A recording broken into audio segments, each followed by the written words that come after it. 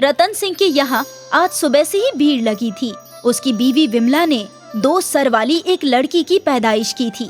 रतन सिंह को एक तो मुफलिसी पहले से ही घेरी हुई थी और ये विचित्र लड़की का जन्म उसे और परेशान कर रहा था। खैर 3 साल तो जैसे तैसे गुजर गए, लेकिन अब उस लड़की को भी परेशानी होने लगी। एक को नींद आती तो दूसरी को जागने का मन करता। आसानी के लिए दोनों सर का अलग अलग नाम रखा गया। एक सोना जो खामोश मिजाज की थी, दूसरी मोना जो गुस्सैल थी। एक ही जिस्म होने की वजह से दोनों को मुश्किलों का सामना करना पड़ता था। विमला, आज मैं सोना और मोना को स्कूल में दाखिला दिलवाने के लिए गया था, लेकिन हेडमास्टर ने दाखिला लेने के लिए मना कर दिया। बोले कि अगर इम्तिहान पास करेगी तो सर्टिफिकेट किसके नाम से बनेगा। अगर एक का दिमाग लगेगा तो एक सर्टिफिकेट ही क्यों, और अगर 2 दिमाग लगाकर इम्तिहान पास करता है तो ये दूसरे छात्रों के साथ नाइंसाफी होगी। अल्लाह जाने इनका क्या होगा। अब्बू, अब हम कैसे पढ़ेंगे? यहाँ भी कोई हमारे साथ नहीं खेलता, बल्कि सब हमारा मजाक उड़ाते हैं। हाँ मेरे बच्चों, मुझे मालूम है हम मुफलिसों का मजाक तो दुनिया वैसे ही बहुत उड़ाती है, और तुम लोगों के साथ तो कुदरत ने ही मजाक किया है। मैं तुम्हें जरूर पढ़ाऊंगा। वक्त गुजरने के साथ साथ सोना मोना भी बड़ी हो गई। आज उनकी 18वीं सालगिरह थी, लेकिन तकरीबन 1 हफ्ते से अम्मी विमला बहुत बीमार थी, इसलिए घर में सालगिरह की कोई तैयारी नहीं थी। बेटी सोना मोना, मैं अब जिंदा नहीं रहूंगी ज्यादा दिन तक, अपने अब्बू का ध्यान रखना। नहीं अम्मी, आप ऐसा क्यों बोल रही हैं? देखिए अम्मी, ये सोना से तो मैं पहले से ही परेशान हूँ, उस पर आप हमें छोड़कर जाने की बात कर रही हैं। मैं शायद तुम्हारे अब्बू से भी ना मिल सकूं। मुझे माफ कर देना, मुफलिसी की वजह से तुम्हें कुछ ना दे सकी। अम्मी, आपको हम मरने नहीं देंगे। चलो मोना, हकीम जी को बुला कर लाते हैं। अभी सोना मोना घर से निकल ही रही थी कि हकीम जी कहीं जाते हुए दिखाई दे रहे थे। हकीम जी, ओ हकीम जी। अरे सोना मोना, इतनी घबराई क्यों हो? सब खैरियत तो है ना बिटिया? चाचा, अम्मी बहुत बीमार है, हम आपको ही बुलाने जा रहे थे। अब नहीं बचूंगी भाईजान। कुछ नहीं होगा आपको। सोना मोना बिटिया, ये दवाई मैं लिख कर दे रहा हूँ। महंगी दवा है, लेकिन इसको खाते ही 2 दिन में विमला भाभी ठीक हो जाएंगी। लेकिन 2 दिन के अंदर इनको ये दवाई नहीं मिली तो फिर अल्लाह ही मालिक हैं। शाम में रतन सिंह आता है। सोना उन्हें सारी बात बताती है। रतन सिंह आधी रात तक पैसों का इंतजाम करने की कोशिश करता है, लेकिन कहीं से भी मदद नहीं मिलती। मायूस रतन सिंह घर लौट आता है। रतन सिंह सुबह शहर में काम तलाश करने जाता है। उसके साथ सोना मोना भी चल देती है। वहीं उसकी मुलाकात सर्कस के मैनेजर से होती है।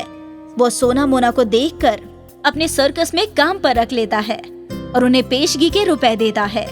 वो उन पैसों से दवा लेकर घर आ जाते हैं। विमला 2 दिन में ठीक हो जाती है। सोना मोना हर रोज सर्कस में जाने लगती है। उनके लिए गाड़ी गांव में आती है। उन्हें सर्कस में अजूबा लड़की की तरह दिखाया जाता है। लोग उन्हें देखकर हंसते हैं। कुछ औरतें देवी समझकर उनकी इबादत भी करती हैं। सर्कस में कुछ लड़के उन्हें पत्थर मार रहे थे। मोना उन्हें भला बुरा कहती है। तभी एक लड़का जोर से पत्थर फेंक कर मारता है। मोना अपना सर झुका लेती है। पत्थर सीधा जाकर सोना के सिर पर लगता है और वो बेहोश हो जाती है। सॉरी सोना, क्या हुआ? उठो ना, हम दोनों कितने बदनसीब हैं कि एक दूसरे को देख भी नहीं सकते। क्या हुआ? अरे कोई पानी लेकर आओ। ये लीजिए पानी। सोना मोना को अस्पताल से इलाज करवाकर घर भेज दिया जाता है। रतन सिंह और विमला दोनों फैसला करते हैं कि कल से सोना मोना सर्कस नहीं जाएंगी। 2-4 दिन में सोना भी ठीक हो जाती है। अब घर में उनका दिल नहीं लगता। मुफलिसी की वजह से एक वक्त का खाना नसीब होता था सबको। अब्बू, आप हमारे बनाए हुए पापड़ को दुनिया का सबसे जायकेदार पापड़ कहते हैं ना? हाँ सही, मैं ही तो कहता हूँ। तो क्यों ना हम पापड़ का कारोबार शुरू करें?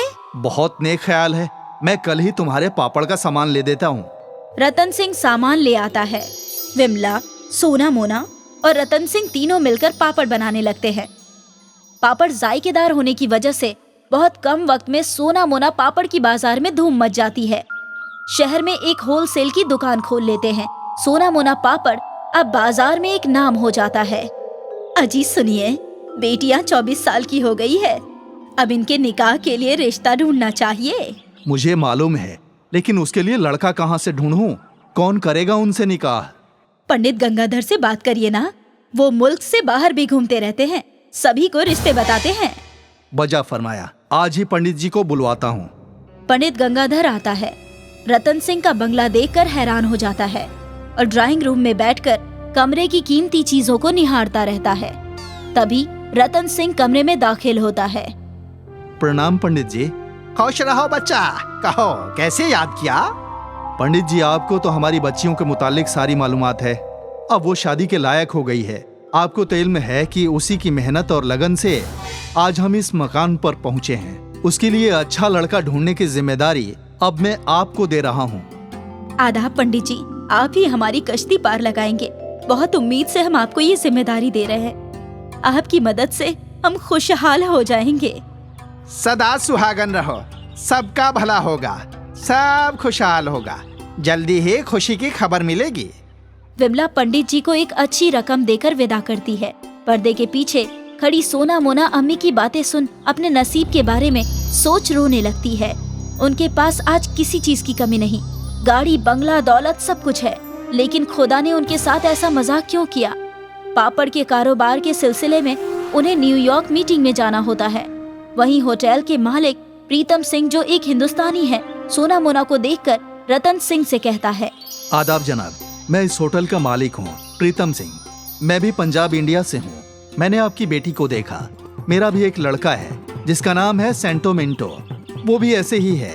मेरी ख्वाहिश है कि दोनों का निकाह करा दिया जाए ताकि ये खुशहाल जिंदगी जी सकें। आइए भाई साहब, गले लग जाएं। हम भी इनके लिए लायक रिश्ते की तलाश में थे। सच में खुदा के घर में देर है पर अंधेर नहीं है। गले लगते ही दोनों की आंखें नम हो जाती है। अगले माह गांव में ही अमेरिका से बारात आती है और उनकी शादी धूमधाम से होती है। सोना मोना सेंटो मेंटो के साथ न्यूयॉर्क चली जाती है। इंसान को किसी भी परिस्थिति में हताश ना होकर संघर्ष करना चाहिए, सफलता जरूर मिलेगी। रतन सिंह के यहाँ आज सुबह से ही भीड़ लगी थी। उसकी बीवी विमला ने 2 सर वाली एक लड़की की पैदाइश की थी। रतन सिंह को एक तो मुफलिसी पहले से ही घेरी हुई थी और ये विचित्र लड़की का जन्म उसे और परेशान कर रहा था। खैर 3 साल तो जैसे तैसे गुजर गए, लेकिन अब उस लड़की को भी परेशानी होने लगी। एक को नींद आती तो दूसरी को जागने का मन करता। आसानी के लिए दोनों सर का अलग अलग नाम रखा गया। एक सोना जो खामोश मिजाज की थी, दूसरी मोना जो गुस्सैल थी। एक ही जिस्म होने की वजह से दोनों को मुश्किलों का सामना करना पड़ता था। विमला, आज मैं सोना और मोना को स्कूल में दाखिला दिलवाने के लिए गया था, लेकिन हेडमास्टर ने दाखिला लेने के लिए मना कर दिया। बोले कि अगर इम्तिहान पास करेगी तो सर्टिफिकेट किसके नाम से बनेगा? अगर एक का दिमाग लगेगा तो एक सर्टिफिकेट ही क्यों, और अगर 2 दिमाग लगाकर इम्तिहान पास करता है तो ये दूसरे छात्रों के साथ नाइंसाफी होगी। अल्लाह जाने इनका क्या होगा। अब्बू, अब हम कैसे पढ़ेंगे? यहाँ भी कोई हमारे साथ नहीं खेलता, बल्कि सब हमारा मजाक उड़ाते हैं। हाँ मेरे बच्चों, मुझे मालूम है, हम मुफलिसों का मजाक तो दुनिया वैसे ही बहुत उड़ाती है, और तुम लोगों के साथ तो कुदरत ने ही मजाक किया है। मैं तुम्हें जरूर पढ़ाऊंगा। वक्त गुजरने के साथ साथ सोना मोना भी बड़ी हो गई। आज उनकी 18वीं सालगिरह थी, लेकिन तकरीबन 1 हफ्ते से अम्मी विमला बहुत बीमार थी, इसलिए घर में सालगिरह की कोई तैयारी नहीं थी। बेटी सोना मोना, मैं अब जिंदा नहीं रहूंगी ज्यादा दिन तक। अपने अब्बू का ध्यान रखना। नहीं अम्मी, आप ऐसा क्यों बोल रही हैं? देखिए अम्मी, ये सोना से तो मैं पहले से ही परेशान हूँ। उस पर आप हमें छोड़कर जाने की बात कर रही हैं। मैं शायद तुम्हारे अब्बू से भी ना मिल सकूं। मुझे माफ कर देना, मुफलिसी की वजह से तुम्हें कुछ न दे सकी। अम्मी, आपको हम मरने नहीं देंगे। चलो मोना, हकीम जी को बुला कर लाते हैं। अभी सोना मोना घर से निकल ही रही थी कि हकीम जी कहीं जाते हुए दिखाई दे रहे थे। हकीम जी, ओ हकीम जी। अरे सोना मोना, इतनी घबराई क्यों हो? सब खैरियत तो है ना बिटिया? चाचा, अम्मी बहुत बीमार है, हम आपको ही बुलाने जा रहे थे। अब नहीं बचूंगी भाईजान। कुछ नहीं होगा आपको। सोना मोना बिटिया, ये दवाई मैं लिख कर दे रहा हूँ। महंगी दवा है, लेकिन इसको खाते ही 2 दिन में विमला भाभी ठीक हो जाएंगी। लेकिन 2 दिन के अंदर इनको ये दवाई नहीं मिली तो फिर अल्लाह ही मालिक हैं। शाम में रतन सिंह आता है। सोना उन्हें सारी बात बताती है। रतन सिंह आधी रात तक पैसों का इंतजाम करने की कोशिश करता है, लेकिन कहीं से भी मदद नहीं मिलती। मायूस रतन सिंह घर लौट आता है। रतन सिंह सुबह शहर में काम तलाश करने जाता है। उसके साथ सोना मोना भी चल देती है। वहीं उसकी मुलाकात सर्कस के मैनेजर से होती है। वो सोना मोना को देखकर अपने सर्कस में काम पर रख लेता है और उन्हें पेशगी के रुपए देता है। वो उन पैसों से दवा लेकर घर आ जाते हैं। विमला 2 दिन में ठीक हो जाती है। सोना मोना हर रोज सर्कस में जाने लगती है। उनके लिए गाड़ी गांव में आती है। उन्हें सर्कस में अजूबा लड़की की तरह दिखाया जाता है। लोग उन्हें देखकर हंसते हैं। कुछ औरतें देवी समझकर उनकी इबादत भी करती हैं। सर्कस में कुछ लड़के उन्हें पत्थर मार रहे थे। मोना उन्हें भला बुरा कहती है। तभी एक लड़का जोर से पत्थर फेंक कर मारता है। मोना अपना सर झुका लेती है। पत्थर सीधा जाकर सोना के सिर पर लगता है और वो बेहोश हो जाती है। सॉरी सोना, क्या हुआ? उठो ना। हम दोनों कितने बदनसीब हैं कि एक दूसरे को देख भी नहीं सकते। क्या हुआ? अरे कोई पानी लेकर आओ। ये लीजिए पानी। सोना मोना को अस्पताल से इलाज करवाकर घर भेज दिया जाता है। रतन सिंह और विमला दोनों फैसला करते हैं कि कल से सोना मोना सर्कस नहीं जाएंगी। 2-4 दिन में सोना भी ठीक हो जाती है। अब घर में उनका दिल नहीं लगता। मुफलिसी की वजह से एक वक्त का खाना नसीब होता था सबको। अब्बू, आप हमारे बनाए हुए पापड़ को दुनिया का सबसे जायकेदार पापड़ कहते हैं ना? हाँ, सही मैं ही तो कहता हूँ। तो क्यों ना हम पापड़ का कारोबार शुरू करें? बहुत नेक ख्याल है। मैं कल ही तुम्हारे पापड़ का सामान ले देता हूँ। रतन सिंह सामान ले आता है। विमला, सोना मोना और रतन सिंह तीनों मिलकर पापड़ बनाने लगते हैं। पापड़ जायकेदार होने की वजह से बहुत कम वक्त में सोना मोना पापड़ की बाजार में धूम मच जाती है। शहर में एक होलसेल की दुकान खोल लेते हैं। सोना मोना पापड़ अब बाजार में एक नाम हो जाता है। अजी सुनिए, बेटियां 24 साल की हो गई है। अब इनके निकाह के लिए रिश्ता ढूंढना चाहिए। मुझे मालूम है, लेकिन उसके लिए लड़का कहाँ से ढूंढूं? कौन करेगा उनसे निकाह? पंडित गंगाधर से बात करिए ना। वो मुल्क से बाहर भी घूमते रहते हैं, सभी को रिश्ते बताते हैं। बजा फरमाया, आज ही पंडित जी को बुलवाता हूँ। पंडित गंगाधर आता है। रतन सिंह का बंगला देखकर हैरान हो जाता है और ड्राइंग रूम में बैठकर कमरे की कीमती चीजों को निहारता रहता है। तभी रतन सिंह कमरे में दाखिल होता है। प्रणाम पंडित जी। खुश रहो बच्चा। कहो, कैसे याद किया?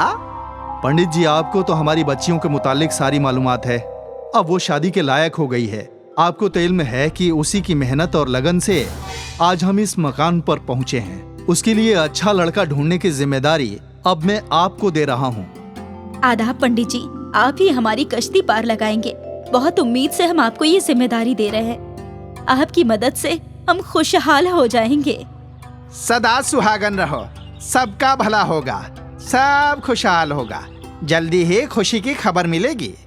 विमला पंडित जी को एक अच्छी रकम देकर विदा करती है। पर्दे के पीछे खड़ी सोना मोना अम्मी की बातें सुन अपने नसीब के बारे में सोच रोने लगती है।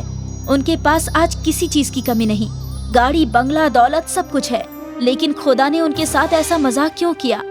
पापड़ के कारोबार के सिलसिले में उन्हें न्यूयॉर्क मीटिंग में जाना होता है। वहीं होटल के मालिक प्रीतम सिंह, जो एक हिंदुस्तानी है, सोना मोना को देखकर रतन सिंह से कहता है, आदाब जनाब, मैं इस होटल का मालिक हूँ, प्रीतम सिंह। मैं भी पंजाब इंडिया से हूँ। मैंने आपकी बेटी को देखा। मेरा भी एक लड़का है जिसका नाम है सेंटो मिंटो। वो भी ऐसे ही है। मेरी ख्वाहिश है कि दोनों का निकाह करा दिया जाए ताकि ये खुशहाल जिंदगी जी सकें। आइए भाई साहब, गले लग जाएं। हम भी इनके लिए लायक रिश्ते की तलाश में थे। सच में खुदा के घर में देर है पर अंधेर नहीं है। गले लगते ही दोनों की आंखें नम हो जाती है। अगले माह गांव में ही अमेरिका से बारात आती है और उनकी शादी धूमधाम से होती है। सोना मोना सेंटो मेंटो के साथ न्यूयॉर्क चली जाती है। इंसान को किसी भी परिस्थिति में हताश ना होकर संघर्ष करना चाहिए। सफलता जरूर मिलेगी।